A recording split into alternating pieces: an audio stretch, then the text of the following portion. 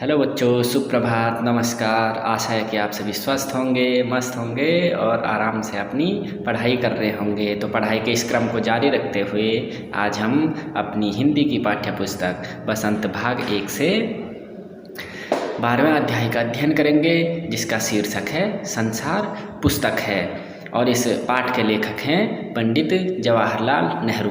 तो पंडित जवाहरलाल नेहरू का नाम सुनते ही आपके मन में कई सारे विचार आ गए होंगे, कई सारी बातें आ गई होंगी। जो पंडित जवाहरलाल नेहरू जी को जानते हैं या जिन्होंने इनके बारे में पढ़ा है तो उन्हें पता होगा पंडित जवाहरलाल नेहरू जी का जन्म 14 नवंबर सन 1989 ईस्वी में हुआ था। और ये पंडित जवाहरलाल नेहरू जो है बच्चों से बहुत अधिक प्रेम करते थे और बच्चों का भी इनसे बहुत लगाव था। तो जब भी हर साल 14 नवंबर आता है तो पंडित जवाहरलाल नेहरू के जन्म दिवस को हम बाल दिवस के रूप में हर साल 14 नवंबर को बड़ी धूमधाम से मनाते हैं। ठीक है, तो अब 14 नवंबर आने वाली है, हमारे बहुत करीब है। तो आप सभी उत्साहित होंगे क्योंकि उस दिन जो है आपका दिन है, बाल दिवस है। ठीक है, तो ये चीज़ भी इसमें याद रखने योग्य है कि हम हर साल 14 नवंबर क्यों इतनी धूमधाम से मनाते हैं, क्योंकि उस दिन क्या था, पंडित जवाहरलाल नेहरू का जन्म हुआ था। ठीक है, तो उनके जन्मदिन को ही हम बाल दिवस के रूप में मनाते हैं। तो अब जो जवाहरलाल नेहरू ने यह पाठ लिखा हुआ है, संसार पुस्तक है, यह कहाँ से लिया गया है। जब जवाहरलाल नेहरू और इनकी पुत्री का नाम इंदिरा था, तो जब यह साथ नहीं रहते थे, नेहरू जी कहीं और रहते थे और इंदिरा यानी उनकी पुत्री कहीं और रहती थी, तो ये उन्हें चिट्ठियाँ लिखा करते थे और उन चिट्ठियों में बहुत सारी बातें बताया करते थे। वे बताते थे कि पृथ्वी की शुरुआत कैसे हुई, बहुत सारी चीज़ें बताते थे, किस प्रकार मनुष्यों ने अपने आप को धीरे धीरे समझा, धीरे धीरे अपने आप को पहचाना। तो ये उन पत्रों में अपनी पुत्री को ये सारी बातें बताया करते थे। और जब आप ये पाठ पढ़ेंगे, इसे समझेंगे, तो आपको भी इस दुनिया के बारे में जानने की जिज्ञासा उत्पन्न होगी कि पहले ये दुनिया कैसी थी और अब ये दुनिया कैसी है। पहले इस दुनिया में कुछ नहीं था। हमें पाठ में पढ़ने को मिलेगा कि दुनिया में एक भी जानदार वस्तु नहीं थी, एक भी जानदार प्राणी नहीं था, यानी इस पृथ्वी में जीवन था ही नहीं। ठीक है, तो ये सारी चीज़ें हम इस पाठ में पढ़ेंगे। तो पाठ का शीर्षक है संसार पुस्तक है और इसके लेखक हैं पंडित जवाहरलाल नेहरू जी, जो हमारे स्वतंत्र भारत के सबसे पहले प्रधानमंत्री थे।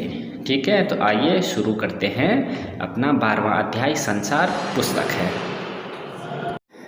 तो यह पाठ पंडित जवाहरलाल नेहरू द्वारा अपनी पुत्री को लिखा गया एक पत्र है और इस पत्र के माध्यम से वे दुनिया और छोटे देशों के बारे में अपनी पुत्री को बहुत कुछ बताना चाहते हैं। लेकिन फिर कहते हैं कि इन छोटे पत्रों में मैं तुम्हें बहुत थोड़ी सी बातें ही बता सकता हूँ। अब एक पत्र कितने पेज का होता है, ज़्यादा से ज़्यादा 2, 3 या 4 पेज का।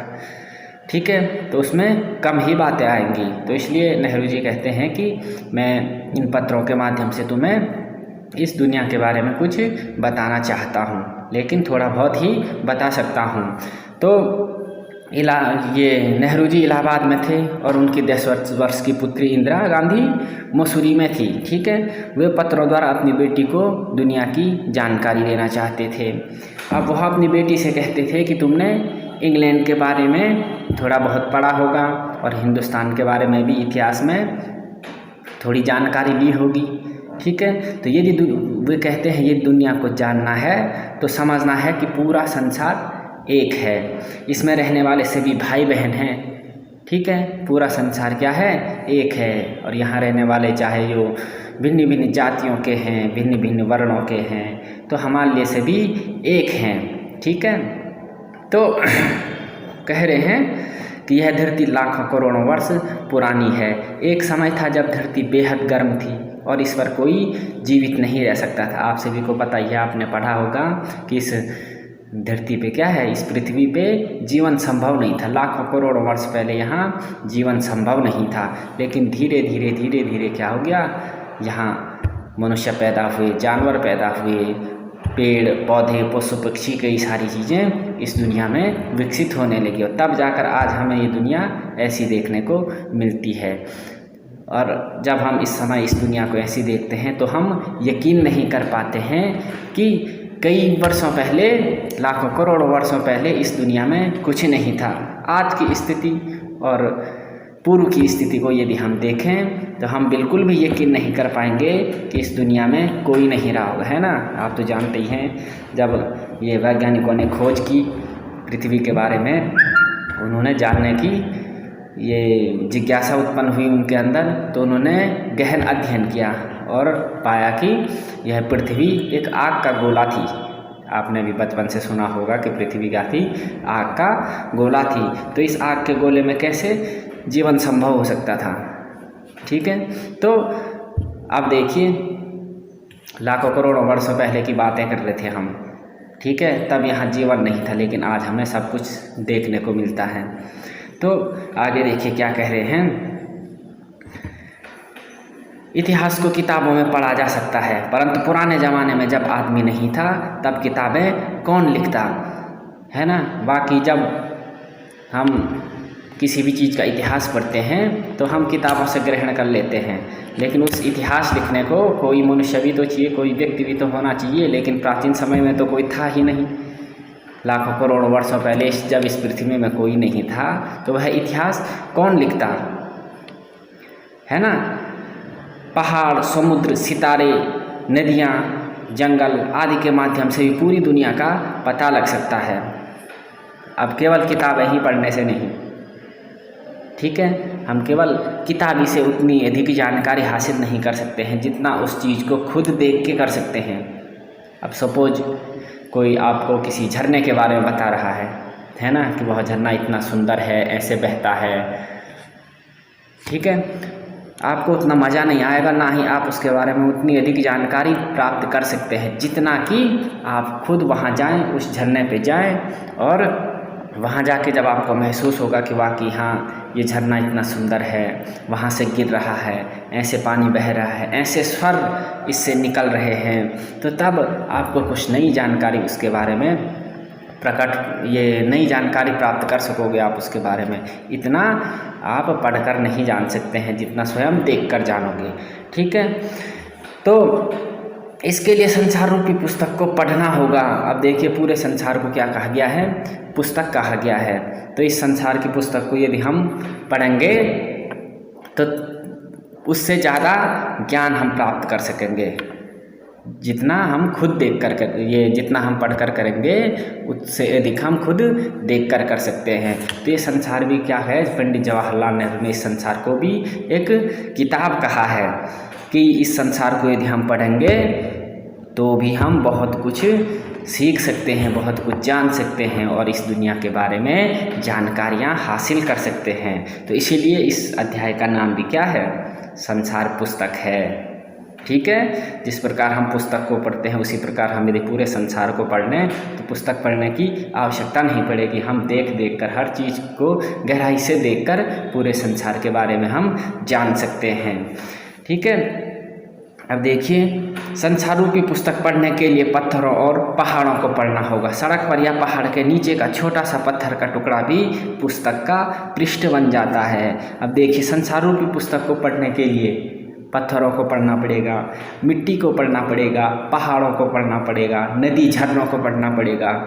अब ये नहीं कि पहाड़ पे शब्द लिखे हुए रहते हैं, ऐसा नहीं, उसको पढ़ना पड़ेगा मन से, ठीक है। उससे आत्मीय संबंध बनाना पड़ेगा हमें, बिल्कुल उसके करीब जाकर ध्यान से देखकर और उसमें खोकर हम उसको पढ़ सकते हैं। ये कहना चाह रहे हैं जवाहरलाल नेहरू जी, ठीक है। यदि सड़क पर या पहाड़ के नीचे का छोटा सा पत्थर का टुकड़ा भी पुस्तक का पृष्ठ बन जाता है।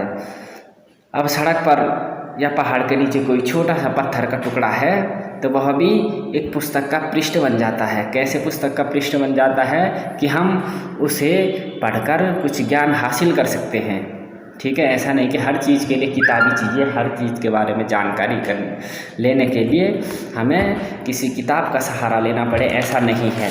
हम देखकर भी किसी चीज़ के बारे में खुद से ज्ञान अर्जित कर सकते हैं, ठीक है। तो अब देखिए आगे कह रहे हैं, जैसे हम कोई भाषा सीखने के लिए अक्षर ज्ञान प्राप्त करते हैं, उसी प्रकार प्रकृति को समझने का ज्ञान हम पत्थरों और चट्टानों से प्राप्त कर सकते हैं। अब देखिए हम कुछ सीखते हैं, वर्णमाला सीखते हैं, कोई भाषा सीखते हैं, तो उसके लिए हमें अक्षर ज्ञान प्राप्त करना बहुत आवश्यक हो जाता है।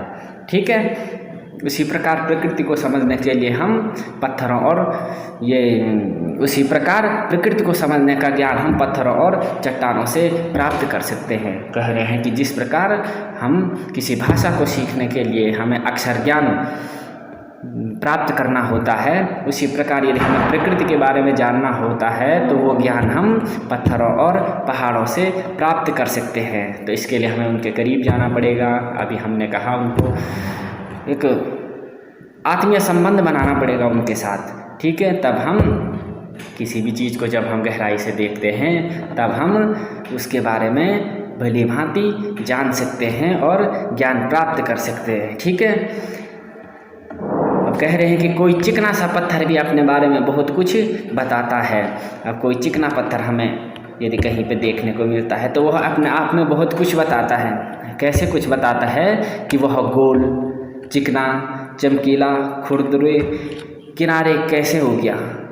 ठीक है, कि वह गोल था, चिकना हुआ, चमकीला हुआ, खुरदुरा हुआ और फिर किनारे हो गया। अंत में वह बालू का कण कैसे हो गया और सागर के किनारे जम गया। एक पत्थर, छोटे पत्थर की कहानी बताई गई है कि वह पत्थर पहले चट्टान से चिपका हुआ रहा होगा, फिर उस चट्टान के ऊपर पानी गिरा होगा, फिर वह पत्थर छटक कर उस पानी के साथ बह गया होगा और इधर उधर रगड़ रगड़ के उसके जो है किनारे टूट गए होंगे और वह पानी में बहते बहते चिकनाहट उस पर घिसते घिसते वह चिकना सा हो गया होगा और बहते बहते बहते बहते क्या हो गया, वह और पतला होता गया और अंत में रेत के साथ मिल गया।